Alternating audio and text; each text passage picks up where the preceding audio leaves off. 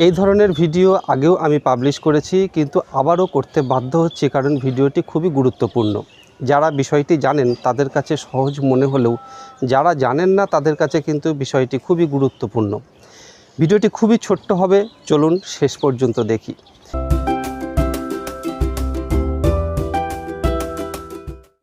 নমস্কার বন্ধুরা, plant care চ্যানেলে স্বাগত। আর আমি আপনাদের সাথে বিপ্লব।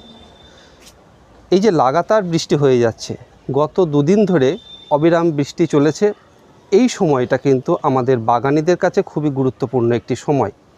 কারণ এই বৃষ্টি যতদিন চলছে, দুদিন তিন দিন হয়তো হবে, এই 2-3 দিন কিন্তু আমরা কোনো রকম চেঞ্জ বুঝতে পারবো না আমাদের গাছে। কিন্তু যখনই রোদ্দুর উঠবে তখনই দেখবেন বেশিরভাগ গাছ যেগুলো একটু দুর্বল প্রকৃতির গাছ, সেই গাছগুলো কিন্তু ঢলে পড়ছে।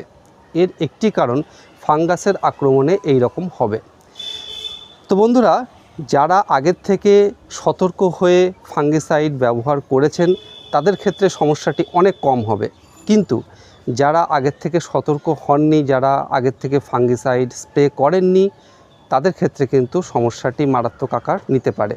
বিশেষত যে গাছগুলি দুর্বল, যেমন উচ্ছে গাছ থাকতে পারে আপনার, বা নয়নতারা গাছ, বিশেষ করে হাইব্রিড নয়নতারা যাদের আছে তাদের ক্ষেত্রে কিন্তু মারাত্মক আকার নেবে এই বৃষ্টির পরবর্তী সময়টা। এই যে চন্দ্রমল্লিকার চারা যাদের শেড আছে, শেডের তলায় রেখেছেন, তাদের ক্ষেত্রে তেমন কোনো অসুবিধা নেই। কিন্তু যারা শেডের তলায় রাখতে পারেননি, খোলা আকাশের নিচে আছে, তাদের ক্ষেত্রে এই গাছগুলি কিন্তু এই বৃষ্টির সময় মারাত্মকভাবে ক্ষতিগ্রস্ত হবে।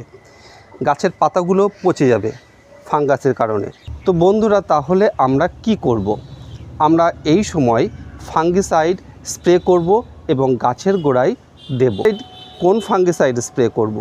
আপনার হাতের কাছে যা আছে, এই সময় নতুন করে কিনে আনার কোনো প্রয়োজন নেই।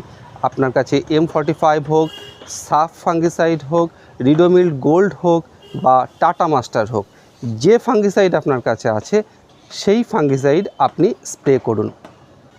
যদি সাফ স্প্রে করেন, এই সাফ ফাঙ্গিসাইডটি খুব ভালো একটি ফাঙ্গিসাইড, মোটামুটি সব বাগানীদের কাছে আছে। সাফ ফাঙ্গিসাইড যদি আপনি স্প্রে করেন তাহলে 1 লিটার জলে 1.5 থেকে 2 গ্রাম পরিমাণ দিয়ে স্প্রে করুন।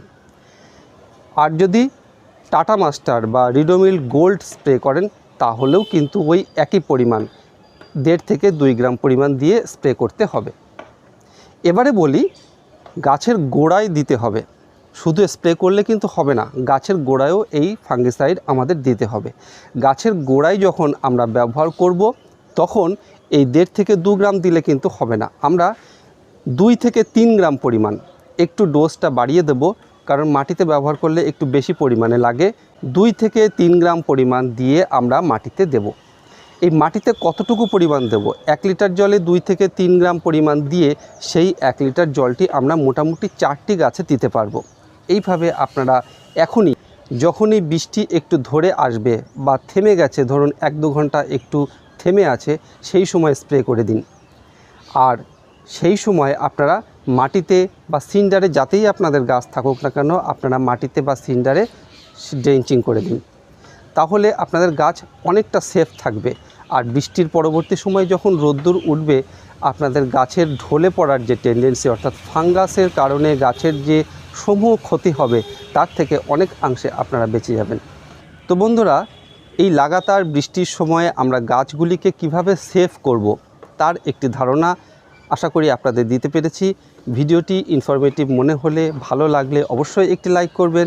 আর এই রকম ভিডিও আবারও পেতে চাইলে চ্যানেলটি অবশ্যই সাবস্ক্রাইব করে রাখবেন। আপনারা ভালো থাকুন, সুস্থ থাকুন আর প্রচুর গাছ লাগান। ধন্যবাদ।